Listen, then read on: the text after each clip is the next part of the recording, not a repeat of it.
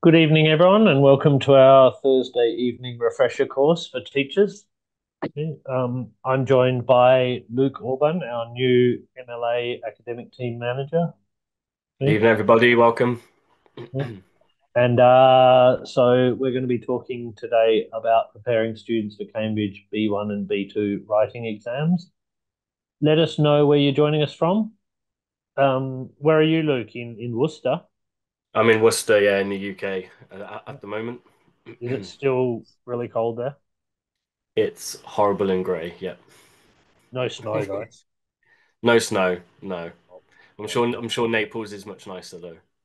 It was a little bit grey today, but I think in the evening, like just before it got dark, it was a bit fine. But it's not cold actually. I think it's about 15. Not bad at all. Yeah. Okay, yeah, that's a lot better than the UK at the moment, I think. I would imagine so. Okay. Let us know in the chat where you're joining us from, and let us know if you've prepared students for any Cambridge exams. They could even be the key, that is the A2, or even the C1s. Okay. Um, Let us know in the chat. And remember that we're going to be talking about with particular reference to the Cambridge exams, but I think you'll find that these are going to be useful even if you're not preparing students particularly, okay, for the exams. Okay. Greeting everyone. Okay. Stefania from Rome. Okay. All over the boot.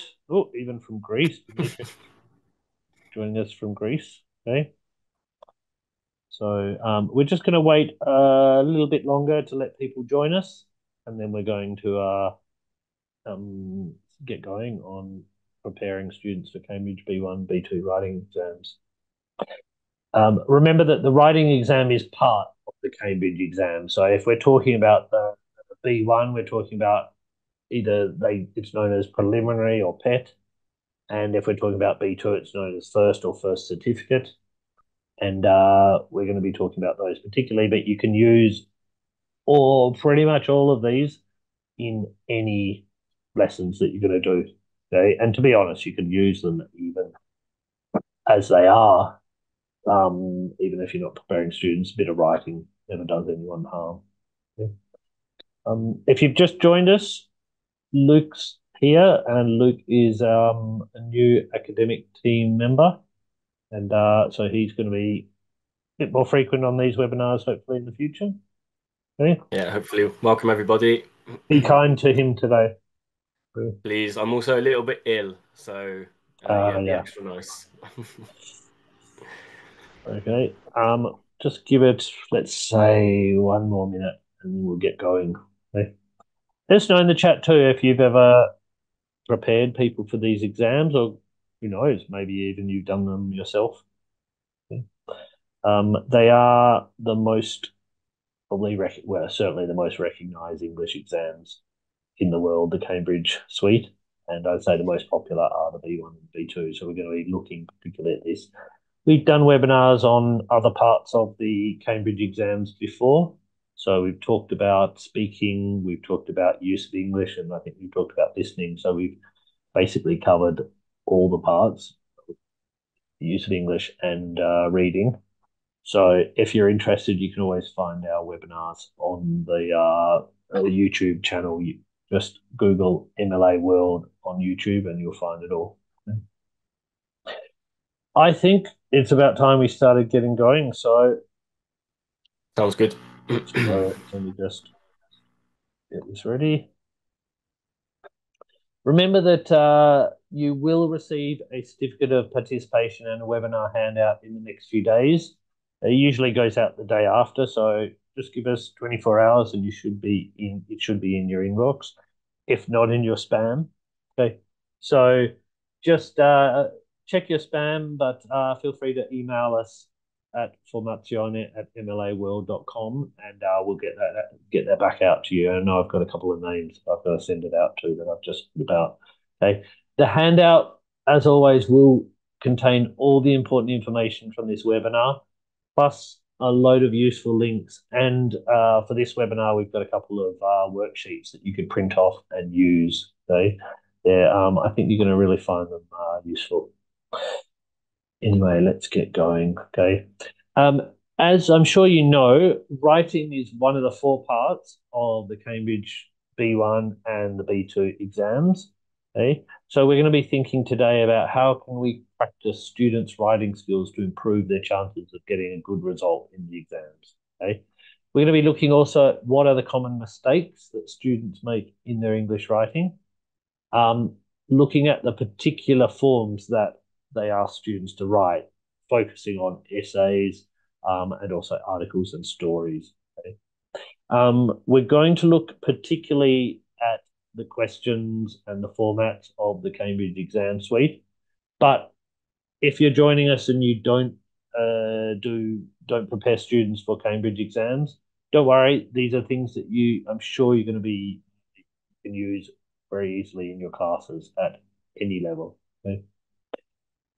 As always, we have some objectives. So by the end of this session, I hope you'll be better able to prepare students for writing common B1 and B2 genres, okay, such as essay, review, letter, report. Plan activities in a writing lesson that are able to address common errors that people have, that students have at B1 and B2 levels. As I said, these are the most common levels that I think people at, Scuola Media and Scuola Superiore would be doing. But, even the A2 and the C1 and C2 even exams are not so different. Okay? Excuse me, mate. And help students improve their writing through self and peer correction. We always focus a bit on peer correction because it gives the students a chance to to look at other people's errors and make it into a sort of reading exercise as well. Okay.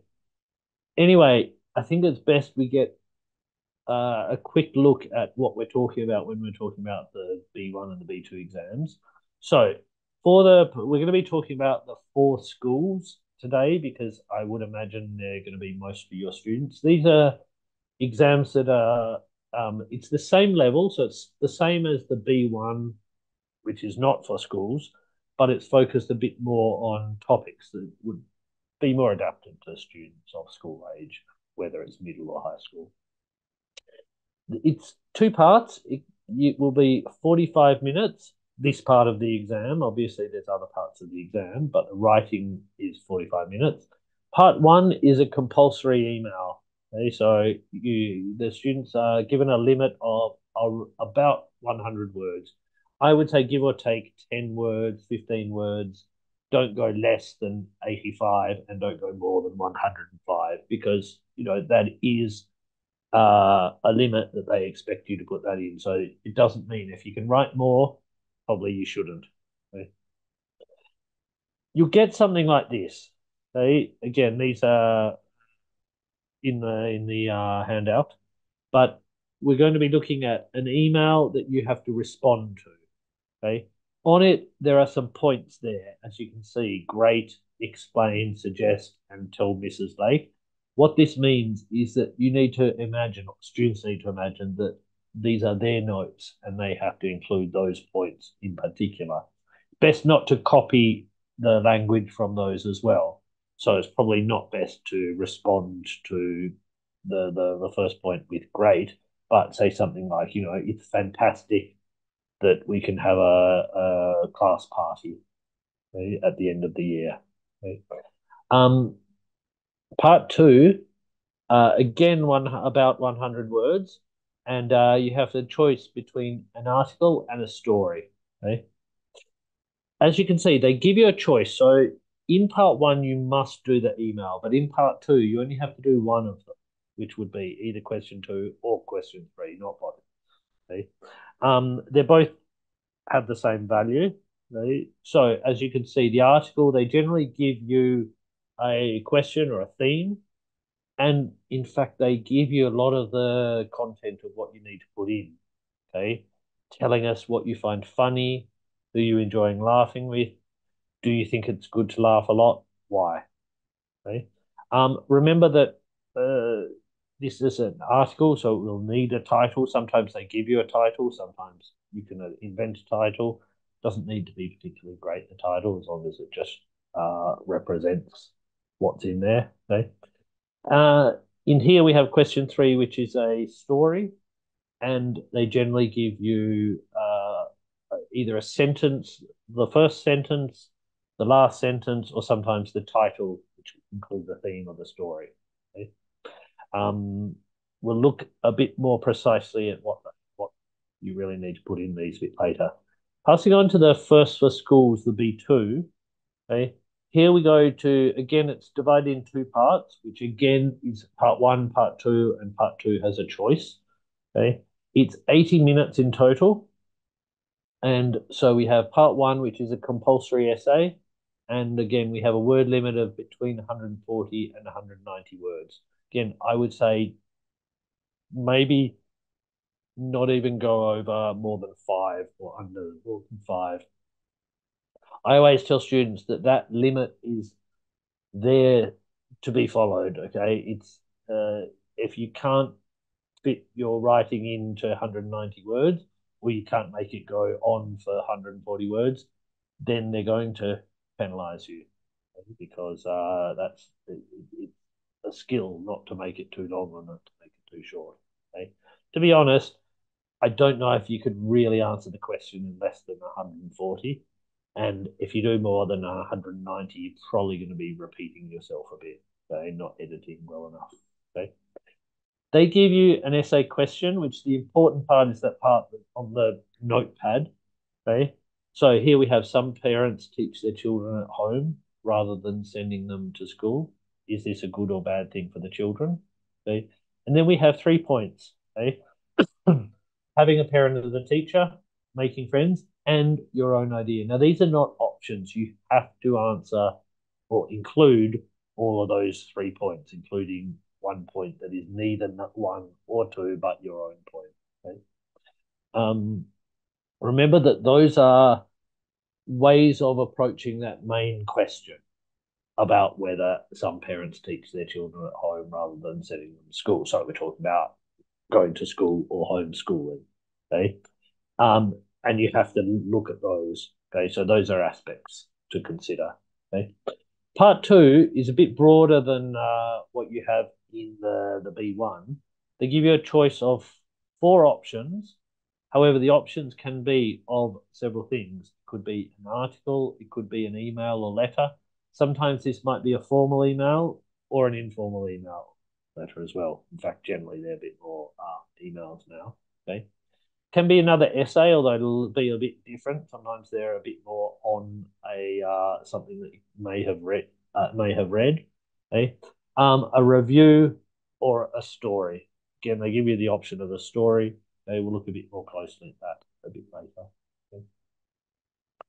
Um, it's always a good idea to think about what are some common errors that you may find. Okay, so let us know also in the chat, what do you think are some of the common errors that you find in your students' writing? Okay, whether it's at any level, things that are particularly in writing, obviously spelling mistakes and stuff like that.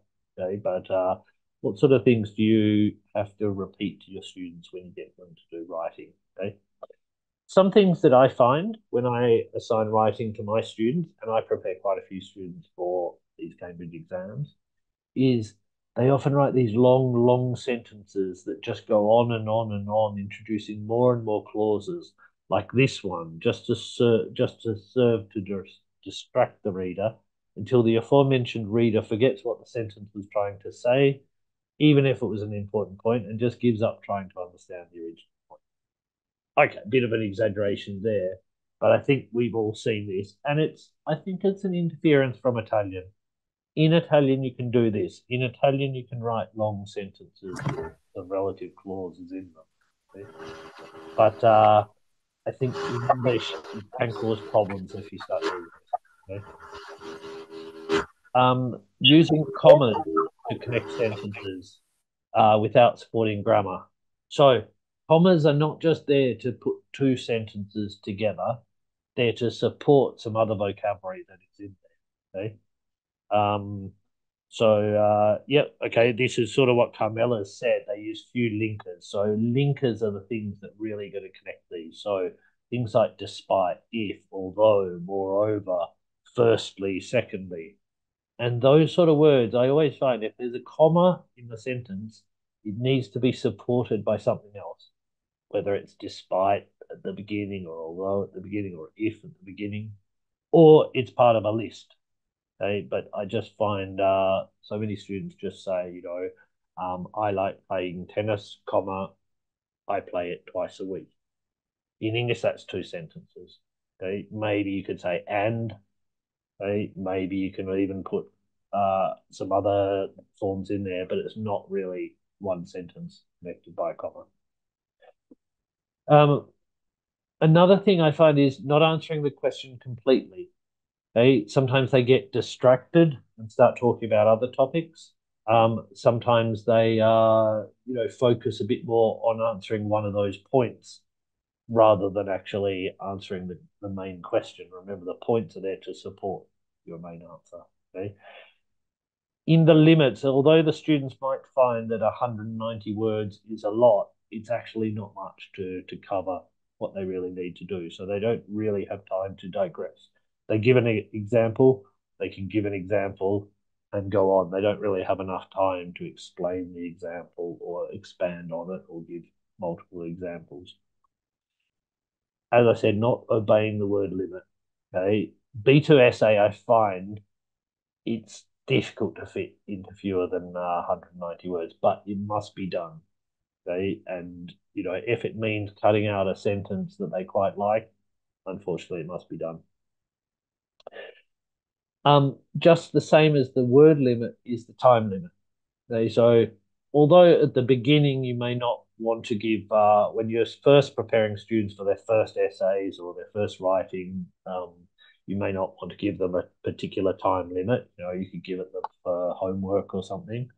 It's really important that they divide that time in two for each of the tasks. Okay, so if we're talking about the B1 writing, okay, being 45 minutes, then 22 to 23 minutes for each part. In the B2 writing, 40 minutes for each part. Okay. Remember that this includes reading the question, planning, writing, and checking afterwards. So basically, from the moment they hear about what the question is to the moment you tell them to put down their pens. Okay. I don't think it's a good idea to send students into an exam without at least having done one or two practice writing tests in the time. That is not on their own. Okay. We're going to consider some other common errors and things to correct in some of the following slides. Okay. One important thing is planning your time. Okay. How should students dedicate their time for these B1 and B2 writing? Okay.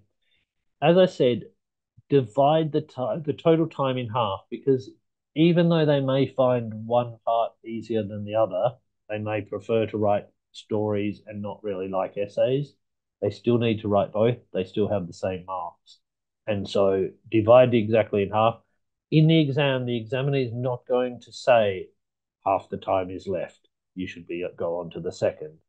They just tell you, give you updates about the time, but they don't tell you halfway. So it's really up to the student. Okay. I've got some ideas about how to divide this time. Again, this is nothing official, it's just in my experience. But in B1, I would generally give students 5 minutes to read the question, to think, and maybe make a plan. Well, certainly make a plan. Remember, this plan doesn't need to be submitted, at least in the exam, although it may help to get it submitted if you're preparing students. And to be honest, it can be really useful to get them to submit a plan, because it sort of guarantees that they're probably not using ChatGPT, or at least not yet. Okay? Um, to give them actually the 15 minutes for the writing. Okay? So, you can see the time's coming off, but that's the actual time from when they start writing the title or the first sentence until when they finish. And then 2 or 3 minutes checking and correcting. Okay? It's often a good idea for them to get into the habit of spacing out their writing a bit on the page so that there's room for them to correct. The examiners don't really worry too much about, if your handwriting is neat or not, as long as it's readable. Okay, may exclude me, to be honest.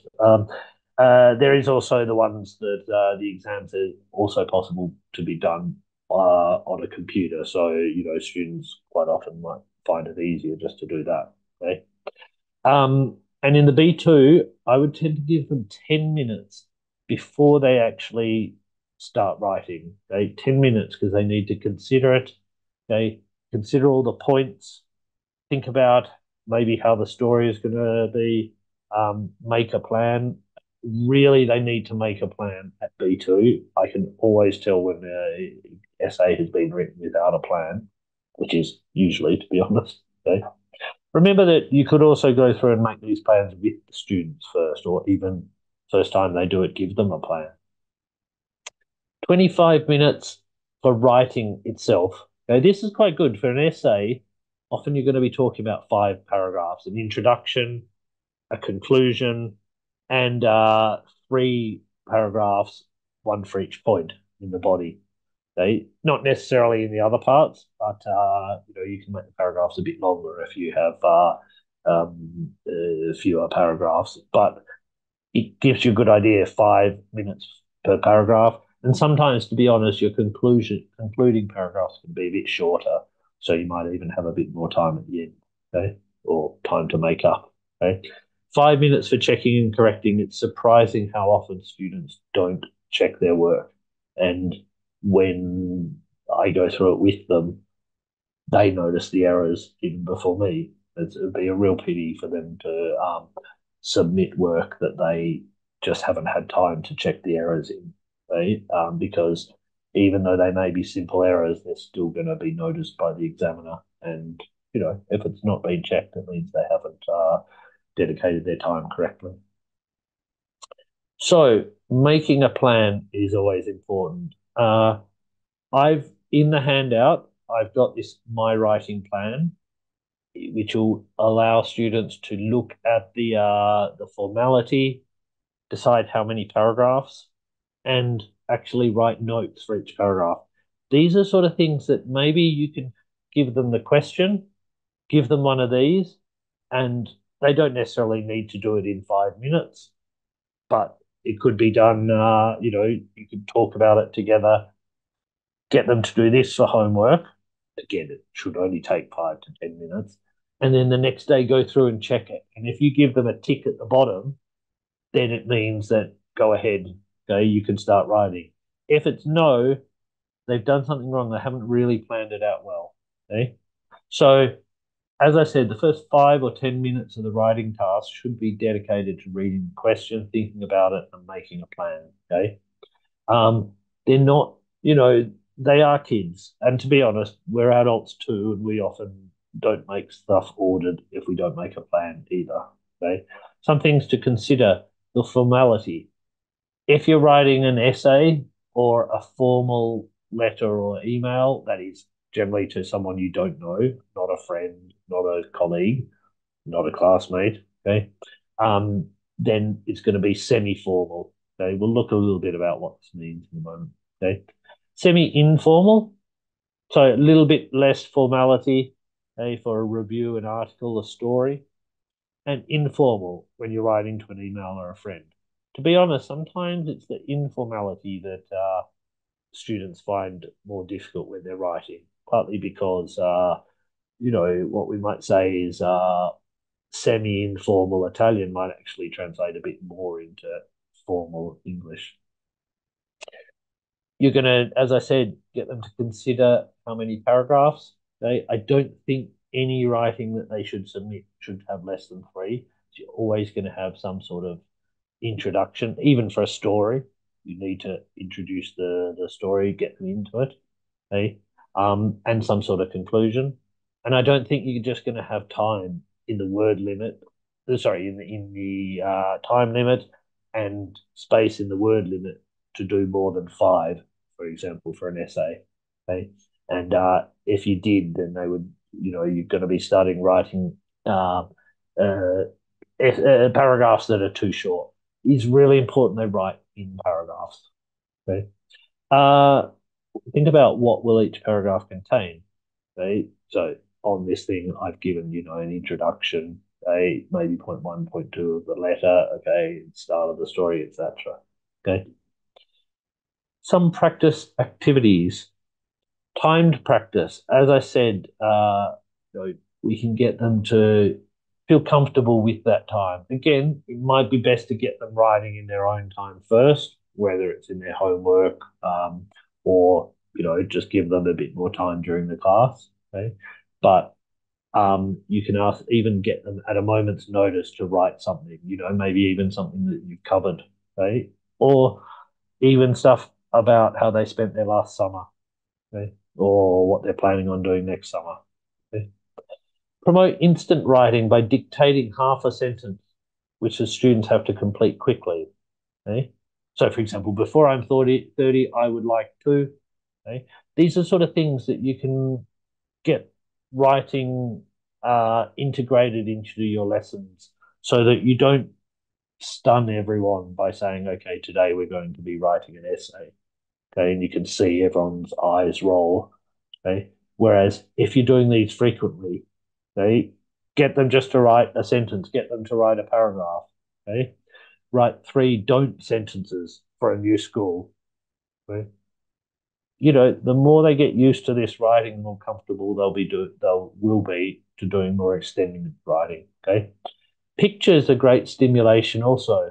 Okay, so in the speaking exams, they've also got to describe a picture or describe a couple of pictures. Why not get them to do that in writing? Okay, so you could give them a picture of a wanted man, or even tell them to choose a classmate and write about this person's appearance without being too rude about it. Okay? And the students have to guess who they're describing when they read it out later. I mean, that's got all the skills in it. It's going to be they're going to be writing it, then they're going to be reading it. The other students are going to be listening, and the student is going to be talking as well. Okay. Time limits are good always for writing. Okay, focusing a little bit on writing a story itself. Okay, the story option in B1 and B2, or the Cambridge B1 and B2, always gives you some idea to start your writing. The most common ones are they give you a title, for example, the luckiest day of my life. The first line, when I opened the letter, I couldn't believe my eyes. Or the last line, and that's how I became a millionaire.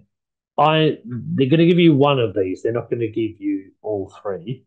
Okay, and these are not necessarily free from the same story. Okay. In addition, um, actually, that should be first B2. Okay, adds two elements that your story must include. For example, a meeting, a stranger. So they give two things that you need to incorporate into the story. Okay, usually it's something relevant anyway. So they're not going to ask you to put a zebra in a story if it's the I don't know, when I opened the letter I couldn't believe my eyes. It's probably going to be something about, I don't know, a gift, okay, or a trip, okay, something like that. Okay. Um, Even if the question does not give you the title, your story should have one. Okay. This is also true for an article and a review. So remember that they don't need to spend a lot of time thinking about what the title is. A pretty functional title is fine. But remember, we've never read a story or an article or a review in a magazine or a newspaper that doesn't have a title.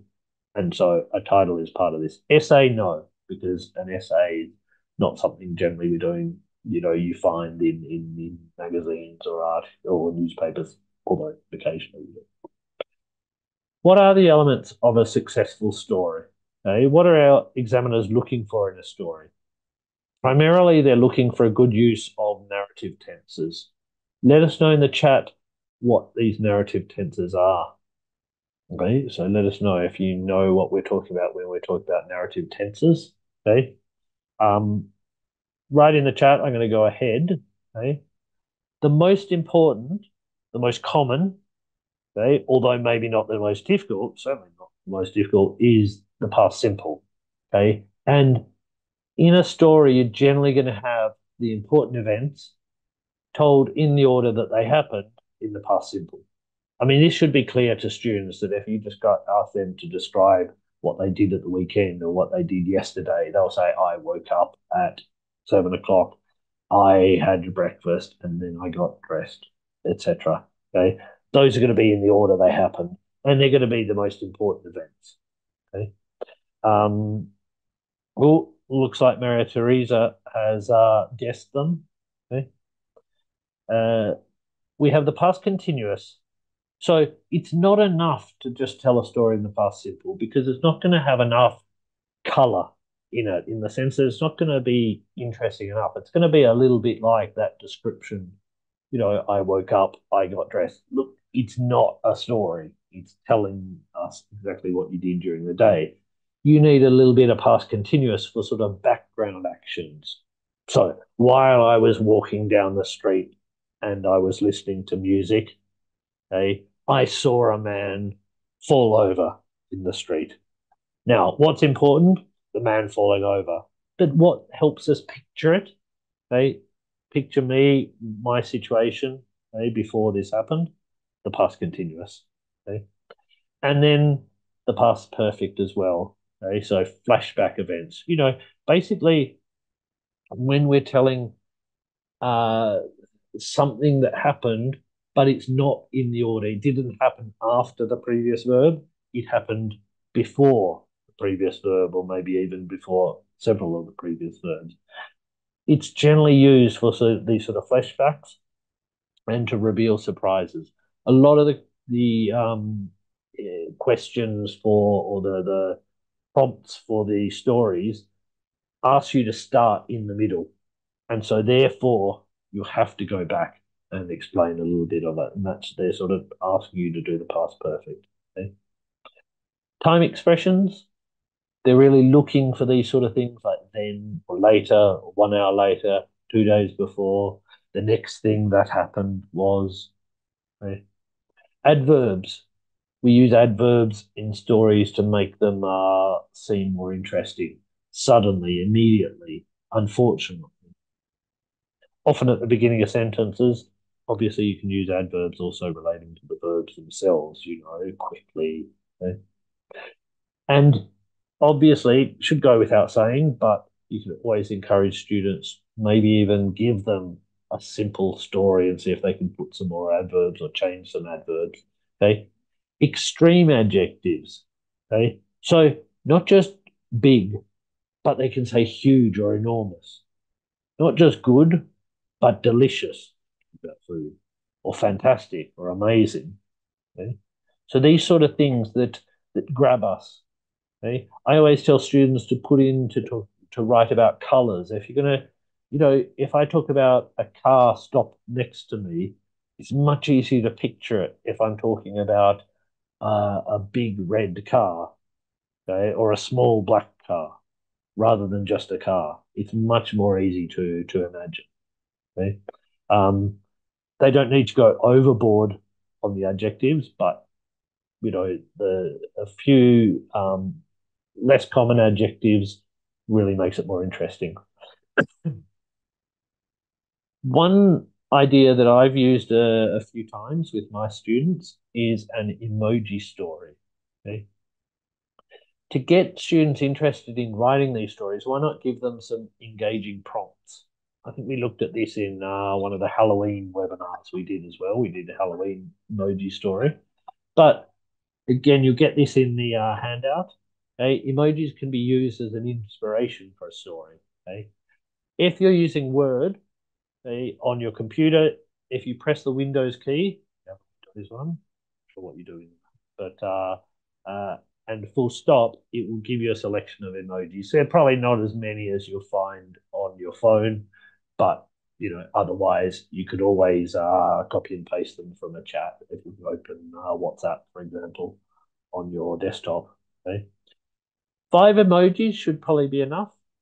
Okay, so I've got some up there. Let us know in the chat if you have any idea what they could refer to. I had my own ideas, but they're not.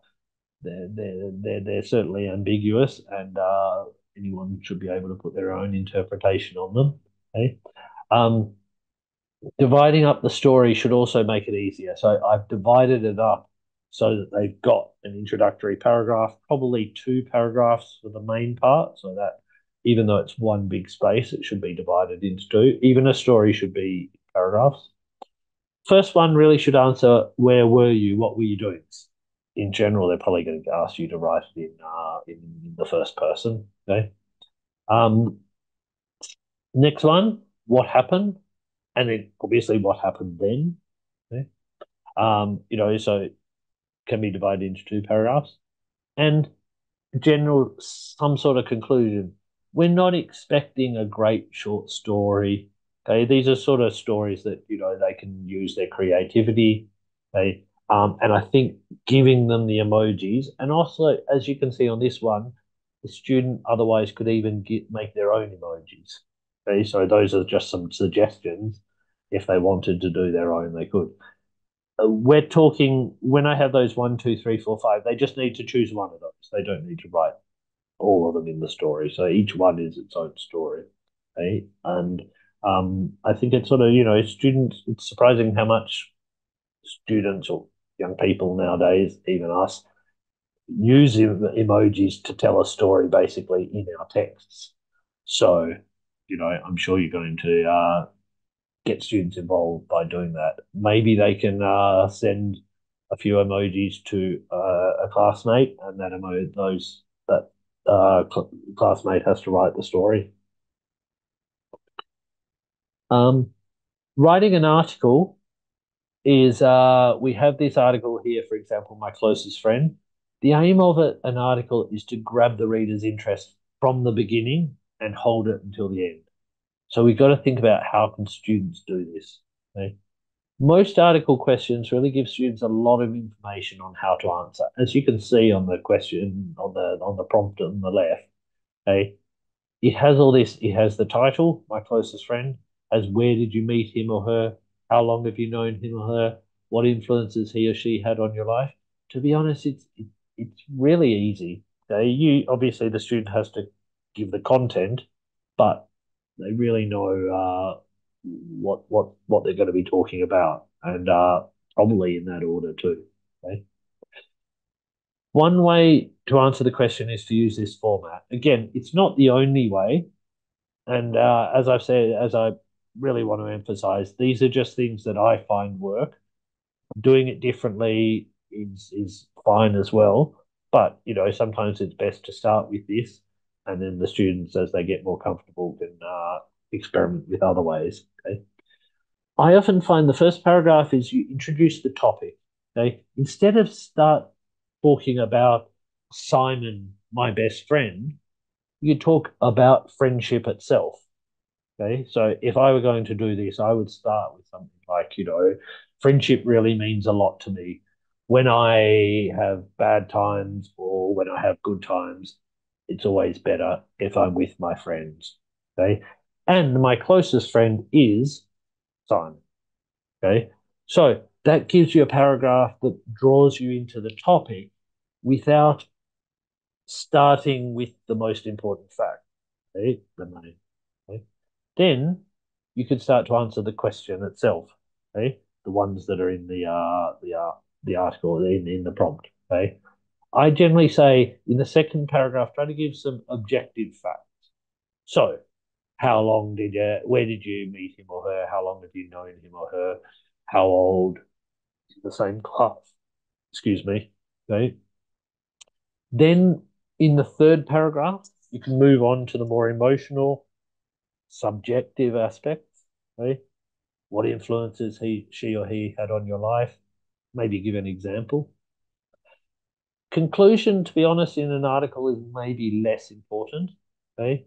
Um, Maybe often these articles refer to something in the past or in the present. So closest friend, you've been talking a little bit about your friend, what you do together, how you met them, okay, what influence. Why not go on to the future? Because then that gives the examiner demonstration of your knowledge of the future as well. Okay? And it sort of makes sense too if you're sort of starting in the past, talking about your experience in the present. it seems natural to me to move on to some sort of idea about the future. I hope we'll stay together as friends forever. Okay? Sort of a bit general, it doesn't need to be too long.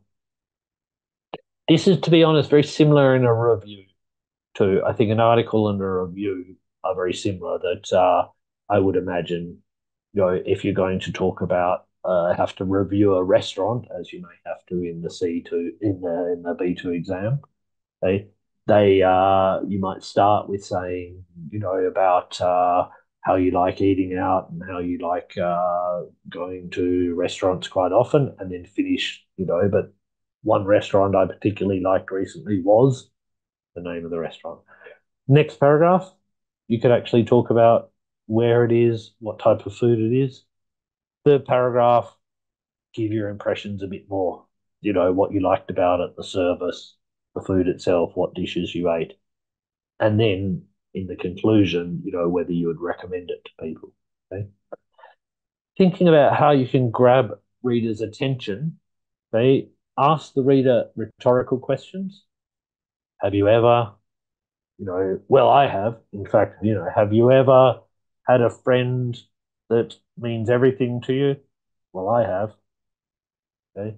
Did you know that? Would you believe that? What would you say if I told you? Use some exciting language. I'll never forget the time that, just imagine, things like that. Imperatives can even be good. Remember, this is the sort of sense that it's a slightly less formal than an essay. You're talking directly to the reader. Okay. You're using contractions. If you've ever, I think you'll agree that. And then exciting adverbs, a little bit like we use in the story, suddenly, surprisingly, amazingly, worryingly too. Okay. Um, you can give these expressions to students, okay, and ask them to even to talk about a topic using some of these. Okay, so you can even just give them a topic and say, how could you adapt these expressions? Which ones could you use about this? Doesn't even need to be writing, or it could even just be writing the ends of these sentences. Going on to an essay, the essay format's quite common in English education, but not really so much in educational system in other countries. So I find students are often unfamiliar with it, have to be taught the conventions. So what does it usually include? Okay, I'll hand over to Luke here. Cool. Thank you, Josh.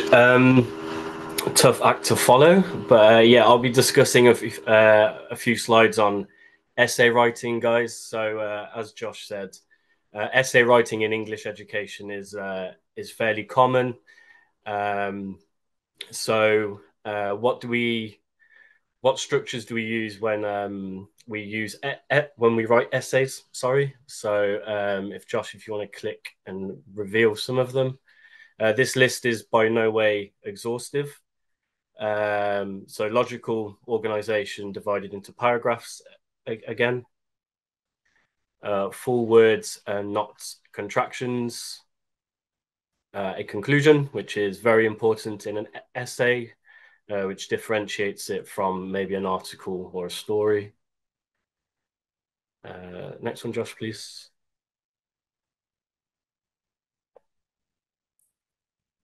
Neutral voice. So try to be subjective, really, in essay writing. Sorry, objective in essay writing. An introduction to introduce the topic or the argument, and comparisons and passive structures. Sorry, there's a few more. Maybe you could add reported speech, possibly, and using formal relative pronouns if you're using relative clauses. So who instead of that, and which instead of that, when you're talking about people and places. Okay, Yeah, next slide, please, Josh. yeah, I'd say let us know in the chat if you can think of other ones too. Yeah. Okay, so a good way to get students to think about planning for an essay would be to have an in-class debate on a particular particular subject. So a debate is a good way to get a lot of contrasting views. Help students prepare the debate, formulate arguments, think critically about a particular topic. So their plan is essentially a summary of both sides. So the argument for a particular motion or against, and then the students plan the essay in class and potentially write it for homework, or maybe you could have them prepare the plan and then write the essay as part of a timed exercise for the exam prep Yeah, as well. we talked about debates in last week's webinar, and someone suggested we do a webinar on debates, and we certainly are planning on doing that. So it won't be the last time. We're going to look a bit more about how to structure a debate and things like that. And I think the idea is that, you know, a debate can be a great preparation for the essay because in the end, an essay is a sort of debate in written form with one person. Okay.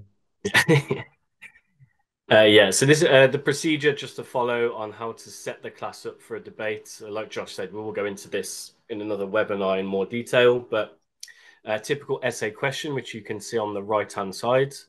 So teenagers are too young to teach other people about anything. Do you agree? So introduce this question to the class in general, and then just ask students, elicit some answers initially. But this primes the students to think about whether teenagers are too young to teach people about anything, and helps them formulate their answer in their minds, and express themselves. Um, Once you've had a little bit of a warm up, divide the class equally into agree and disagree. Um, it doesn't matter whether the particular student agrees with the motion or not. Actually, it might be good to try and get them to argue against something that they Yeah, I believe. really like that. Yeah, I think it's often, it makes them sort of use vocabulary they might not be familiar with. It gets them thinking a lot more, makes them consider what they're speaking about a lot more because it's not coming naturally. Yeah, definitely. And yeah, get them into pairs or smaller groups to think about points and then to formulate them. And then, for example, how would you argue that teenagers are not too young to teach others? Yeah, If you've let got us any know in the ideas, chat. yeah, if you've got any ideas, pop them into the chat. So teenagers are not too young to teach other people about technology. We know that teenagers are often on their phones, so they could probably teach older people or even younger people themselves how to navigate their phones or laptops or tablets. The environment as well, a little bit more nuanced, I think, but I guess teenagers are the ones who are going to be living on this planet in the next decades to come, so they have more of a stake in environmental issues than perhaps my age and people a bit older than me. Like, And then and then the third one, just throw your own topic in as well. yeah,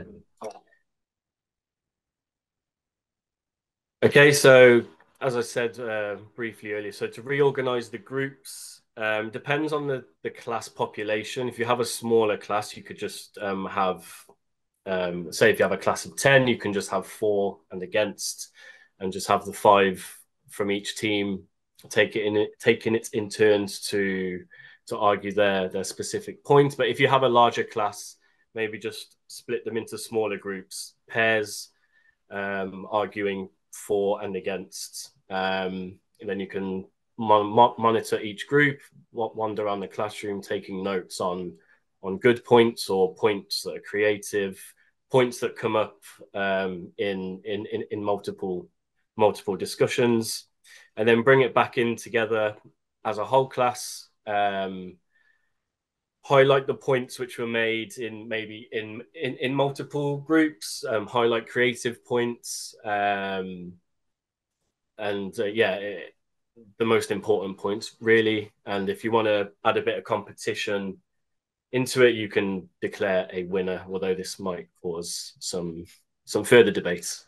Sometimes what you can do also is take a survey before and see what people's opinions are, and then after, and that's maybe a bit better because some people might change their minds, and so should depend on the debate rather than the topic itself.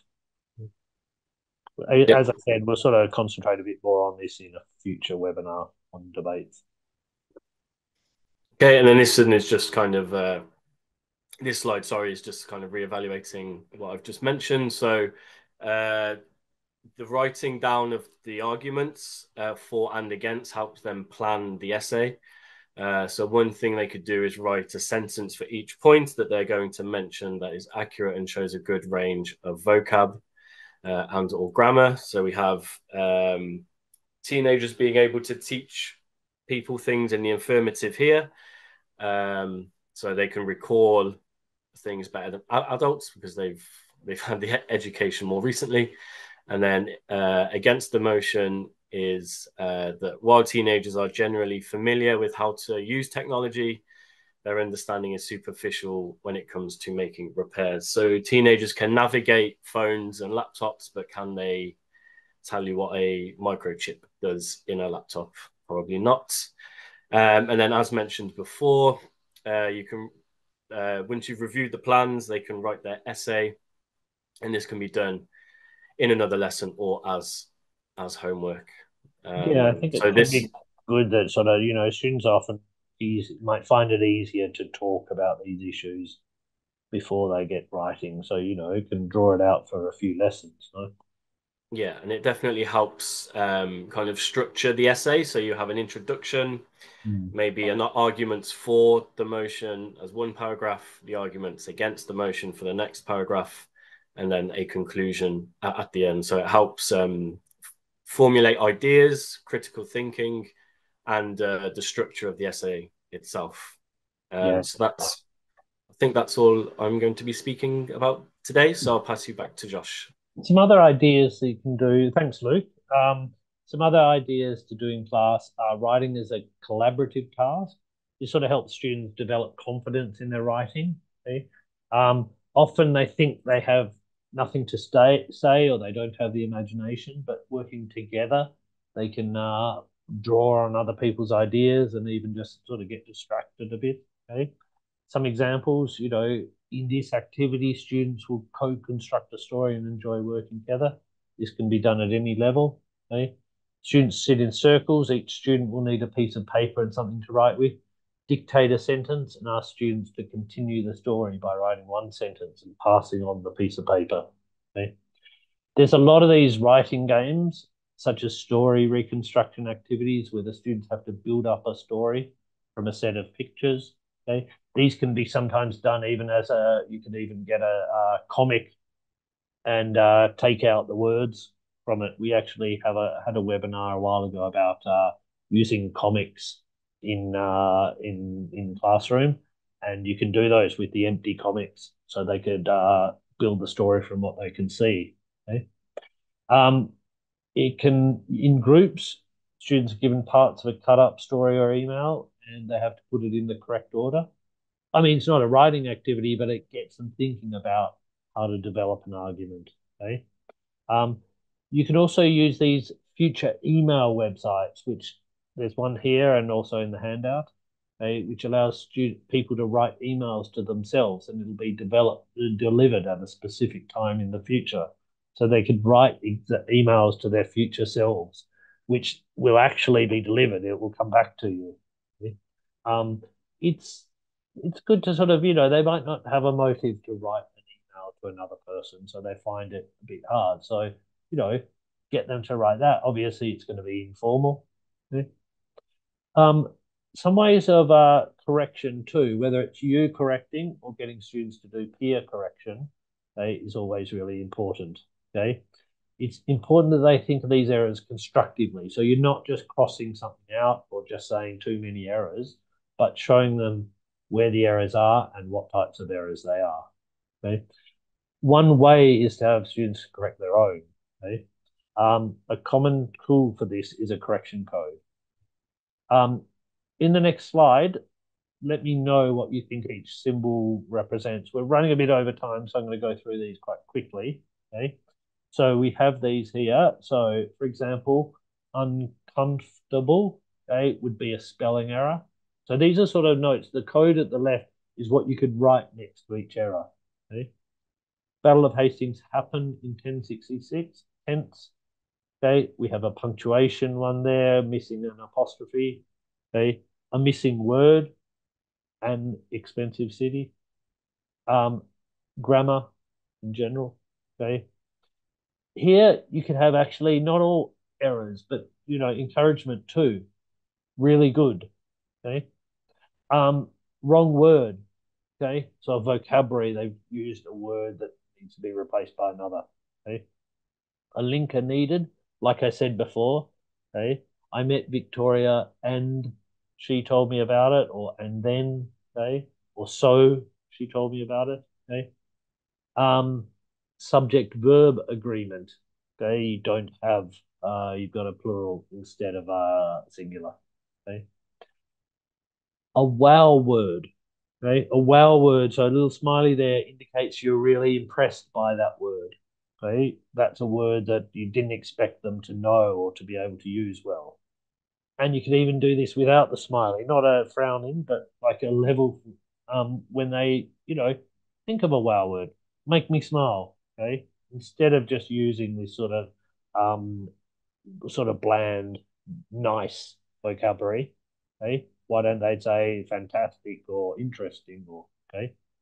And then you can always put that at the end and or at the beginning of a sentence to indicate that a new paragraph should be started there.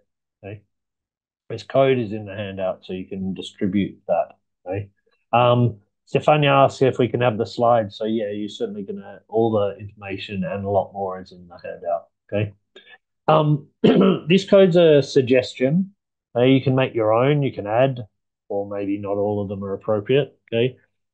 Introduce it to students. Maybe you can print out part of the handout and make sure they understand it. Okay. Get them to use it on each other's writing. Okay. It's it's going to be hard for you to correct all your students' writing. It's going to give you a lot of work. Okay.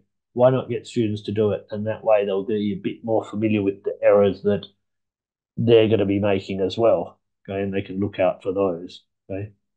Remember that they're not all, as you can see, they're not all negative. Okay. Try to get them to use the smiley faces, okay, or the wow words as well. Okay. Um, Maybe they need to do another version. Okay. And you need to monitor this to make sure they're actually correcting students when they need to be corrected and not introducing more errors. Okay. Um, you could always collect this writing work and give them an official mark so they can see your point of view too. Okay. Anyway, just to conclude, remember that practice is really the key to successful writing. No one does a great essay on their first attempt. If they do, it's probably Chat GPT. Okay? But writing often, I find it doesn't take a lot of practice to get students to write a passable essay. Okay. If you're correcting it, well, if they get used to planning it, if they know what people are being marked on, okay, um, they shouldn't be afraid to reuse parts of their writing. Okay. If an essay is successful, it doesn't matter if they're using a lot of my students always use nowadays as the first word for their essay. I don't care because they're not going to be writing several essays in their exam. They're going to be writing one, and it's probably going to be fine. The examiner is not going to know that they always use nowadays, they or on the other hand. Don't always set it for homework. Do it in class occasionally because it replicates the exam conditions. Okay. Um, Planning's something that's essential. Okay, students feel that it's wasted time, but if it's done It's a really good investment. Okay? Whether that could be done even as the debate is great too. Think of ways to generate the interest in and motivation for the writing. So like debates or competitions. Okay. Um, Give them models too. Okay. Whether you get Chat GPT to write an exam answer, look back at our Chat GPT webinar for that. Okay. Or a lot of books, exam preparation books have some models that they can do. They should be copying these. A lot of websites, even in the handout, you'll see a lot of websites have a lot of expressions that can be used. Okay, as long as it's appropriate, it doesn't matter if it's not original. Okay, no one's expecting them to come up with original essays. As always, let us know if you have suggestions for us. Okay? As I said, we're really looking at doing a debating one in the future, but let us know. You can even email it to us. Um, and just to conclude, remember that you will get a certificate of participation and a webinar handout in the next few days. You can always email me. Um, Please tune in for our next webinar because we do have a special guest. Michael Lacey Freeman is going to be talking about what stories can do. He's a well-known author. He's written several textbooks that are used in upper secondary school in Italy, and also some very popular stories. He's going to be talking about the sort of stories that you can use, and we'd really like you to join us then because I think you'll really find it useful. And you know, someone new is always fine. On that note, I thank Luke a lot for his first webinar. And I thank everyone, all the participants too. Thank you for having me, Josh. I hope to see you next week, okay? And in the future weeks as well. Remember, let us know if you don't receive your webinar handout. Okay. Thanks a lot, everyone. And we'll see you next week. Okay. Bye bye.